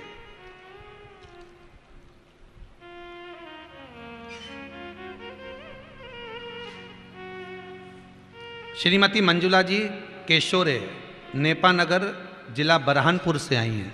कहाँ बैठी हैं, जरा हाथ उठाएंगे। आप ही हैं। मैंने सारे सहारे छोड़ दिए, बस तेरा सहारा काफ़ी है। सुंदर लाइन लिखी है। आपने लिखा है, मंजुला दीदी, मैं बुरहानपुर से आई हूँ कथा सुनने के लिए। हम लोग यहाँ रुके हुए हैं कथा श्रवण करने के लिए। मेरे बेटे की इंजीनियरिंग की पढ़ाई 1 साल पहले ख़त्म हो चुकी थी, कहीं नौकरी नहीं थी। बहुत प्रयास करा, जगह जगह इंटरव्यू दिए, पर नहीं हो पाया। तब मेरे किसी रिश्तेदार ने कहा कि शिव महापुराण की कथा टीवी पर आ रही है, आप उसको श्रवण करो और कोई उपाय करो। पशुपति व्रत के बारे में मैंने सुना और पशुपति व्रत का नियम लेने का विचार कर लिया कि मैं पशुपति व्रत करूंगी जो सोमवार आएगा। तब से जैसे ही सोमवार का व्रत करने का विचार करा पशुपति व्रत का, तभी मात्र मैंने पशुपति व्रत का सोचा ही था, इतने में 21/6/2021 को मेरे बेटे के इंटरव्यू में वो पास हो गया और उसका नौकरी का ऑर्डर आ गया। बहुत बहुत साधुवाद, बहुत बहुत बधाई आपको। बैठिए, विराजिए। बहुत बहुत साधुवाद। इतनी अच्छी कंपनी में नौकरी लगी है गुरुजी कि मैं उसका वर्णन नहीं कर सकती, कभी भी जिंदगी भर महादेव का एहसान नहीं भूल सकती। ये पत्र लिखा है। जिसने विश्वास, और बहुत सारे पत्र हैं, सब में बड़ा बड़ा सुंदर सुंदर बात लिखी है, पढ़ेंगे उसको जैसा जैसा समय मिलेगा उसके अनुसार। रोज नए नए पत्र आते रहते हैं, छोड़ जाते हैं, फिर आते हैं, फिर पढ़ लेते हैं। फिर कहूंगा, ब्रह्मा जी ब्रह्मलोक में रहते हैं, भगवान विष्णु बैकुंठ में रहते हैं। केवल एक देव अधिदेव महादेव ऐसा है जो इस पृथ्वी पर मृत्यु लोक में रहते हैं। बहू दूर रहती है ना, आपको दुख होगा ना, तो दूर वाली बहू को बुलाओगे ना, तो रिजर्वेशन कराएगी, बस में बैठेगी, तब आएगी। और जो पास में रह रही होगी ना, अगर आवाज लगाओगे, कितना भी झगड़ा हुआ होगा, दुख के समय में सबसे पहले वही खड़ी हो जाएगी। उसी तरह मेरा महादेव है। मेरा महादेव उसी तरह से, ब्रह्मा ब्रह्मलोक में रहते हैं, इंद्र इंद्रलोक में रहते हैं, भगवान विष्णु बैकुंठ में रहते हैं, पर मेरा देव अधिदेव महादेव, मेरा शंकर कंकर के रूप में सब जगह विराजमान है। केवल दिल से पुकार लेना, तुम्हारे दुख में सामने आकर खड़ा हो जाएगा। एक क्षण में तुम्हारे सम्मुख में खड़ा होगा। केवल उसका विश्वास, उस पर भरोसा पूर्ण होना चाहिए। और जितने लोग टीवी पर कथा सुन रहे हैं, मोबाइल पर सुन रहे हैं, फेसबुक यूट्यूब पर सुन रहे हैं, उनसे भी कहूंगा, कथा तो सुन रहे हो पर विश्वास रखकर सुनना। यह वैष्णव शिव महापुराण की कथा खरगोन नगर से चल रही है। आपके भीतर वैष्णवता का भाव जागृत करना। दधिमुख नरंतक का केवल मुख देखता था, दधिबल केवल नरंतक का मुख देखता था, जो शंकर जी का पूजन कर कर आता था। वैष्णव ये भी है, वैष्णव ये भी है, पर शिव आराधना का स्मरण कर कर जो आ रहा है, उसका मुख देख कर आ रहा था। युद्ध के मैदान में आज रावण ने खबर कर दी नरंतक को कि नरंतक, तुम्हारा भाई अक्षय मर गया, मेघनाथ मर गया, अब तुम्हें आना है। नरंतक उस युद्ध में पहुंच गया। अब शंकर का भगत तो रावण भी था, शंकर का भगत तो पूरा परिवार था, पर शिव का भगत जो नरंतक था, उसके बराबर कोई वीर नहीं था। कहते हैं रावण के 10 बल नरंतक के अंदर थे। इतना बलवान था नरंतक। 10 बल रावण के नरंतक के अंदर थे। रावण जितनी शिव की आराधना करता था, उससे 4 गुना 1000 गुना ज्यादा नरंतक शिव की आराधना करता था। अब आप विचार करेंगे कि नरंतक ने शिव की आराधना कर कर क्या मांगा था। नरंतक ने कहा था, रावण के पुत्र ने, नरंतक एक बार शिव की आराधना कर रहा था, लोटा भर जल से शिव जी को अभिषेक कर रहा था, शंकर जी प्रसन्न हो गए। मांग नरंतक, तुझे क्या चाहिए? नरंतक कहता है, ये भी परम भगवदीय वैष्णव है, शिव से कहता है, अगर मेरे प्राण छूटे तो प्राण उससे छूटे जिसने मेरा मुख 1000 बार शिव की आराधना करते समय देखा हो, वो मुझे मारे, इसके सिवा कोई ना मारे। अगर मेरे प्राण छूटे, मेरा अगर शरीर जाता है, तो जिसने मेरा मुख शिव की आराधना करते समय दर्शन किया हो, शिव की आराधना करते समय देखा हो, उसके द्वारा मेरे प्राण छूटे।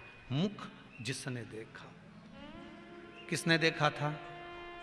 सुग्रीव के बेटे ने, दधिबल। उधर युद्ध के मैदान में अंगद ने कहा सुग्रीव से, काकाश्री, अगर दधिबल को युद्ध में बुलाया जाए तो दधिबल भी युद्ध बहुत प्रबल कर सकता है। नरंतक हार नहीं रहा था, मर नहीं रहा था, रावण खुश हो रहा था, ठहाके लगा रहा था, क्योंकि ये मरने को तैयार नहीं था। नरंतक नहीं मर रहा था, प्राण नहीं छूट रहे थे। अंगद ने बुलाया, काकाश्री महाराज दधिबल को बुलाया जाए। लक्ष्मण जी ने पूछा, कौन दधिबल? अंगद कहते हैं, ये वो दधिबल है, सुग्रीव का बेटा, जो भगवान के भजन में लगा रहता है, कभी किसी को उसने युद्ध के लिए आगे आता ही नहीं है। लक्ष्मण जी हंस दिए, ये युद्ध लड़ेगा। जिसके हाथ में माला पड़ी हुई है वो शस्त्र क्या उठाएगा?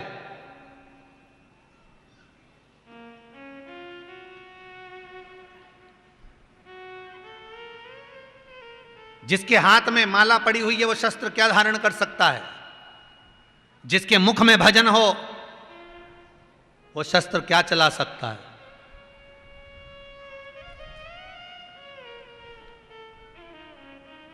शायद इसीलिए मेरे हिंदू धर्म के भाइयों के लिए, मेरे हिंदू धर्म के भाइयों के लिए इसलिए शायद लोग चिल्ला चिल्ला कर कहते हैं कि गीता अगर तुम्हारे घर में है, रामायण अगर तुम्हारे घर में है, शिव महापुराण अगर तुम्हारे घर में है, माला अगर तुम्हारे घर में है, तो एक बात याद रखना कि बल भी तुम्हारे घर में है और शस्त्र भी तुम्हारे बल में होना चाहिए कि तुम सम्मुख में।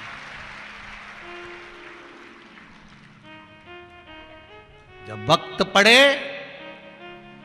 समय आए, जब इस राष्ट्र को, इस भारत की भूमि को तुम्हारी जरूरत पड़े, पीछे मत हटना।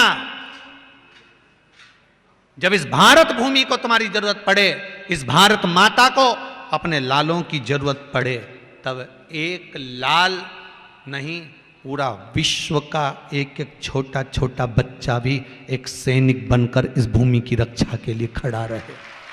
तो बल बुलाओ दधिबल को। दधिबल को बुलाया गया। लक्ष्मण हंस रहे हैं, लक्ष्मण मुस्कुरा रहे हैं, ये क्या करेगा? पर लक्ष्मण की हंसी को देखकर दधिबल को बुलाया गया। दधिबल का मान नहीं घटा। दधिबल आया, लक्ष्मण हंस रहे थे, लक्ष्मण मुस्कुरा रहे थे।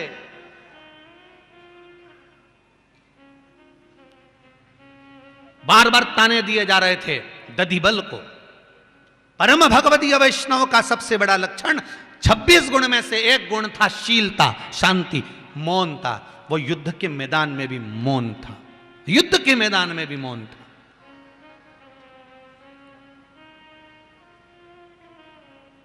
कथा बहुत विस्तार है।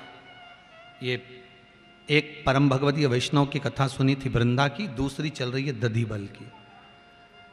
एक बात और आप लोगों को कह दें कि सब जगह कथा करते हैं तो 2 बार घड़ी देखना पड़ता है। यहाँ कथा करो 1 बजे चालू होने 4 बजे विराम हो जाए, मालूम ही नहीं पड़ता कि कब समापन हो गई है। समय का ही भान नहीं हो पाता। कथा चलते चलते कहाँ वो तो ये मूंछ वाले भैया खड़े होते तब ध्यान में आता कि कथा विराम की ओर लेना है हो, कि अब टाइम आ रहा हो। कुछ कुछ माताएं तो कह रही थी इनको किडनैप कर लेना चाहिए, कथा के बाद में इनको जरा आधा 1 घंटे बाद छोड़े। अच्छा, कई माता आप लोगों को भी सोचने में होता है अभी तो बैठे थे, कथा सुनने पूरी हो गई का? हाँ, समझ हो गया। दधिबल की कथा चल रही है, शिव महापुराण का द्वितीय परम भगवदीय वैष्णव की कथा चल रही है, सुग्रीव के बेटे की कथा चल रही है। कल कथा में श्रवण करेंगे कि लक्ष्मण जी का अभिमान और दधिबल की भक्ति, और सामने नारन तक के मृत्यु का प्रसंग सुनेंगे, जो रावण का बड़ा प्रबल पुत्र था। एक वैष्णव दूसरे परम भगवदीय वैष्णव को कैसे सम्मुख में खड़ा होता है, कैसे पहुंचता है, ये कल की कथा में श्रवण करेंगे। इधर माता सती जो जलकर भस्म हुई हैं महाराज, उन्हीं का एक स्वरूप हिमालय राज के यहाँ प्रकट हुआ है महाराज। उन्हीं का मंगल विवाह माता पार्वती का विवाह भगवान देव अधिदेव महादेव के साथ हुआ है। भगवान शंकर माता पार्वती पधार रहे हैं, जोरदार ताली बजाकर स्वागत करें शिव पार्वती का। भगवान देव अधिदेव महादेव औघड़ दानी भगवान शंकर पधार रहे हैं। भगवान भूतनाथ भूतेश्वर मेरे शिव करुणा सागर माँ अम्बा जगदम्बा माता पार्वती से मंगल विवाह करने के लिए पधार रहे हैं। माँ पार्वती माता सुंदर दुल्हन बनी है, शिव बाबा दूल्हे बने हैं और शिव पार्वती पधार रहे हैं। जोरदार ताली बजाकर आप सब स्वागत करेंगे और भाव से आनंद से कुछ सूचनाएं आशीष जी दे रहे हैं। अभी देवाधिदेव महादेव और माता पार्वती जी की सुंदर जयमाला होगी, जिसका दर्शन अपन लोग करेंगे दोनों करने से। बोल काशी विश्वनाथ भगवान की जय। माता पार्वती भगवान शिव के गले में जयमाला पहना रही हैं। जोरदार ताली बजाएं। हर हर